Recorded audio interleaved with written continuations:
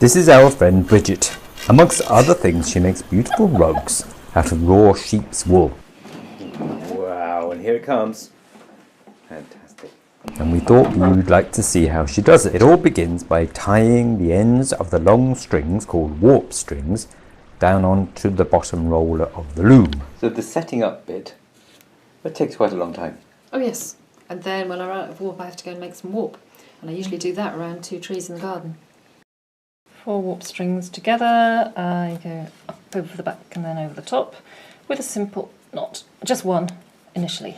I'm going to be tightening this and doing my double knot, so that's its tension. I have to get them all more or less the same.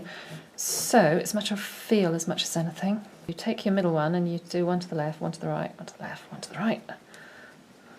Because this is the tricky bit, trying to get all the warps at the right and the same tension. Yeah, well, you never do it perfectly. At least I can never do it perfectly, but as near as possible. Okay, at the edges I put double thickness warp, 2 pieces of string instead of 1, just to reinforce the edges.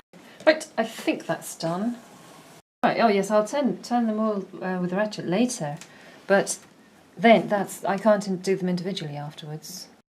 These slats spread the warps out ready for weaving. There we go, now I'm ready, more or less ready for weaving, I think. But you don't start with the wool.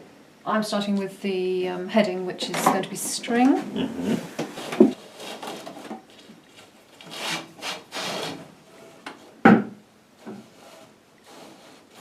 It's not every day I get to be a film star.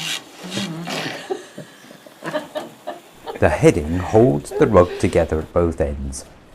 All the strings will be plaited together when it's finished.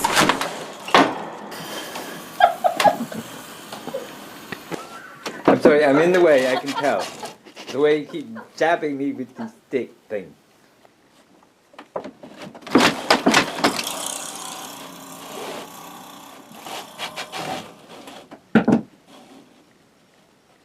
This is beautiful wool. Where did this come from? This came from a sheep. Really? That's a silly question. Thanks, Bridget. This wool came from the valley near where I live. Some of it's Jacob wool, some of it's milk sheep wool. That's lovely. Big loose lumps of wool are pushed into place between the strings, and then battered down with the beater to form the first weft. And this is all just going to be in one weft. Ooh, look at that. About inch really, inch and a half. Ish. An inch and a half, ish. There, it changes every second pedal goes. I mean, every second string goes through the other pedal.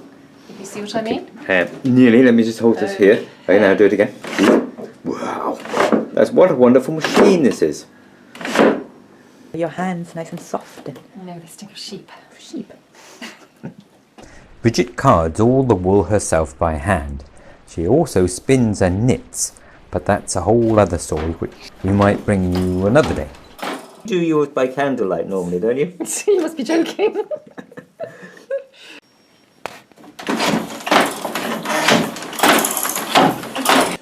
Raw wool, which is carded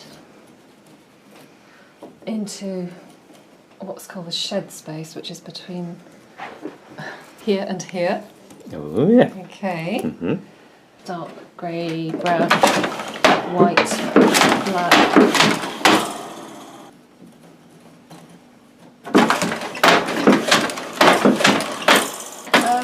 No, I stink of sheep when I'm doing this. I have to have a shower afterwards. Which is one reason I'm wearing an apron. It does protect me a little, but yes, it's quite sheepy. And in the wool you'll find lots of foreign bodies, such as this. Gorse prickles. But this is interesting. You've left some hanging out of the end the last time, didn't you? And now you're putting it back in. That's in the different shed, because Yeah. that forms the edge of the rug. And you want to be pulling it in too tight, because if you pull it in too tight, the rug will actually come like this. So you have to judge it so that it's going to be more or less vertical there. This is the bit you've already done. and it's already, ooh, you've done lots. It comes down here and around the roller. I really like this loom. No, you said something else. No, it's fine. But why do you like this one so much? Because you've had other looms. I've had other looms, yes. It just has 2 heddles instead of very complicated looms. So it just takes that sheet of warp through the other half of them. And that's all it can do.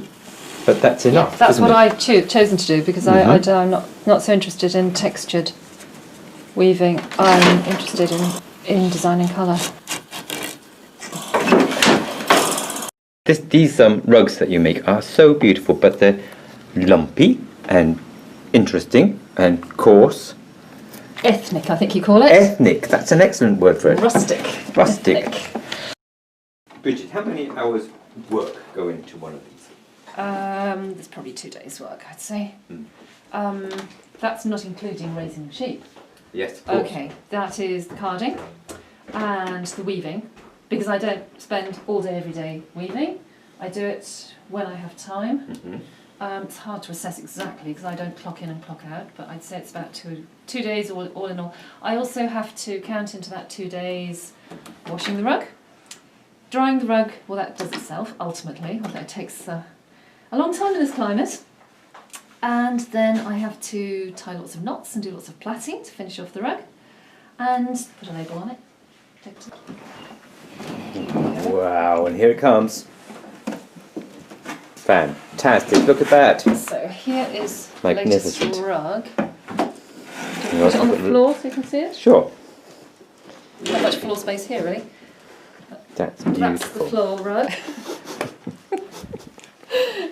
Well, I've got people who've had them for 30 years and they're still going strong. 30 years?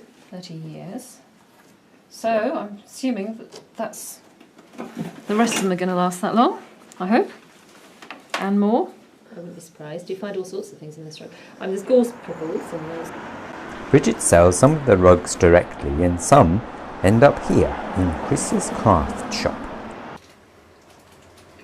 Chris always has beautiful local craft work of all sorts. I want the shop to look good too. It looks beautiful, as always. And here's the rug with its label all washed and finished with the warp strings plaited up. We hope you found this a bit interesting, and if you'd like to know more about Bridget's rugs, check out the description. Thanks for watching.